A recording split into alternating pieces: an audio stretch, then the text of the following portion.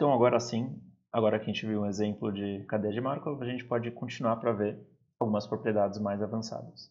A gente vai discutir aí algumas distribuições que são muito importantes para a cadeia de Markov, algumas distribuições sobre os estados dessa cadeia. A gente vai ver 3 dessas distribuições, e a primeira delas é a distribuição estacionária da nossa cadeia, que para todos os fins ela é talvez a distribuição que é mais importante. As outras duas vão ser instrumentais de certa forma, e a distribuição estacionária, MI, ela é a probabilidade de, depois de passar muito tempo, né, a probabilidade de você estar em um determinado estado I, dado que no estado inicial da cadeia você estava no estado T0. E uma coisa interessante que vocês podem observar é que a medida invariante, via de regra, ela não depende desse estado inicial T0.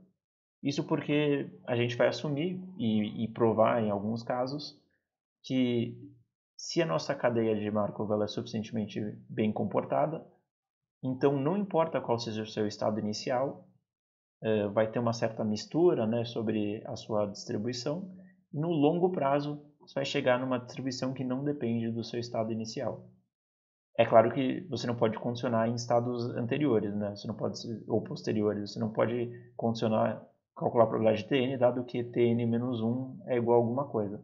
Você só está condicionando no estado inicial. Então você observa inicialmente a sua cadeia, coloca ela numa caixa preta, deixa ela ir rodando, e depois, se você abre a caixa depois de muito tempo, a probabilidade de você estar em cada um dos estados segue a distribuição estacionária. Essa é a forma que dá para interpretar essa distribuição.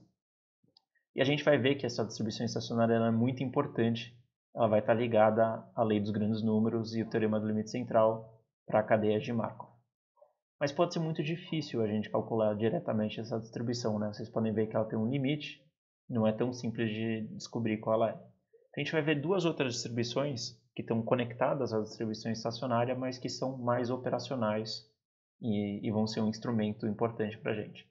Então, a primeira delas é a distribuição invariante, e ela é o Mi, necessariamente as coordenadas elas somam 1, mas além disso vocês veem que ela satisfaz essa equação Mi é igual a MiP. Então, o que isso significa? É uma espécie de equação de balanceamento e que está nos dizendo que o Mi é um autovetor de P associado ao autovalor 1. E a gente vai ver alguns exemplos, né, de como calcular esse Mi. E além dele, tem essa distribuição reversível, que em alguns casos vai ser muito útil para a gente. E a distribuição reversível satisfaz que MI vezes PIJ é igual a MJ vezes PJI. Então, a probabilidade de estar no estado I vezes a probabilidade de você ir do I para o J é igual à probabilidade de estar no J e do estado J ir para o I, que é uma espécie de balanceamento aí e que vai ser muito útil para a gente. Então a gente vai ver a relação entre essas 3 distribuições. Em particular, a gente vai estudar como encontrar a distribuição estacionária de uma cadeia e por que isso é importante. Mas antes disso, a gente vai ver um exemplo de como encontrar a medida invariante. Então, como que a gente faz isso?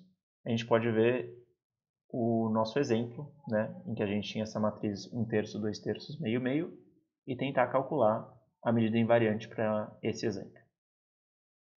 Então, o que a gente tem aqui? A gente tem 1/3, 2/3, meio, meio. E daí a gente vai querer que Mi vezes P é igual a Mi. Então a gente pode colocar Mi1, Mi2 aqui. Isso aqui vai ser Mi1, Mi2. Então a gente vai ter um sistema aqui em que a gente vai ter Mi1, probabilidade de estar no estado 1, vezes a probabilidade de você ir do 1 para o 1, mais a probabilidade de estar no 2, vezes a probabilidade de você ir do 2 para o 1. Então vocês veem que a probabilidade de estar em cada estado, vezes a probabilidade desse estado você ir para o estado 1, somando tudo isso, vai dar Mi1. Então vocês veem que a medida invariante é uma espécie de um ponto fixo em relação à distribuição para P, né? E além disso, Mi2 vezes a probabilidade do 1 você ir para o 2, que é 2/3, Opa, desculpa, na verdade é Mi1, né? Mais Mi2 vezes a probabilidade do 2, eu sei para o 2, é igual a Mi2. Daí, quando a gente está resolvendo essas equações, sempre tem uma propriedade importante, que a gente sabe que na nossa matriz de transição,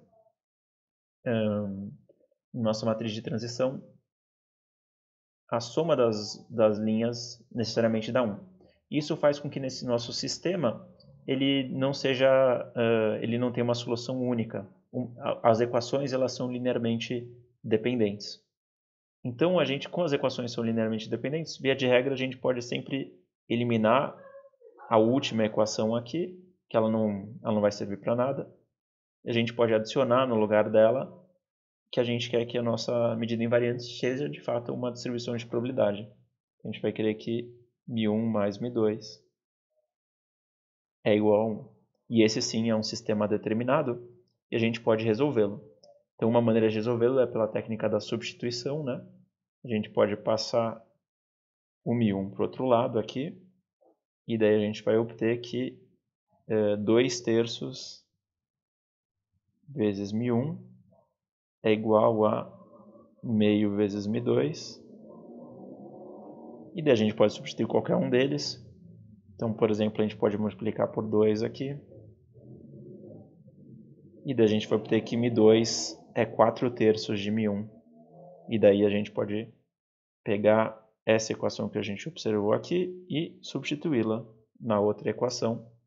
E daí a gente vai obter simplesmente que Mi1 mais 4/3 de Mi1 é igual a 1.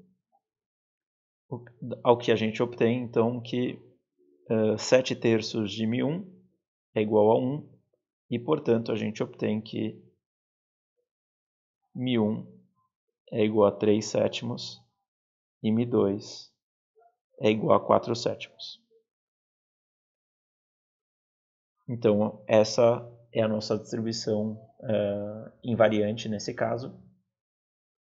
E fica um exercício interessante para vocês, por exemplo, construir uma matriz de transição 2×2 ou 3×3 e calcular a medida invariante dessa matriz de transição. E vai ser um bom exercício de aquecimento para vocês e vai ser muito útil. Então, isso posto, agora a gente vai estudar algumas propriedades teóricas que relacionam essas medidas. A distribuição invariante, a distribuição estacionária e a distribuição reversível. Então vamos lá.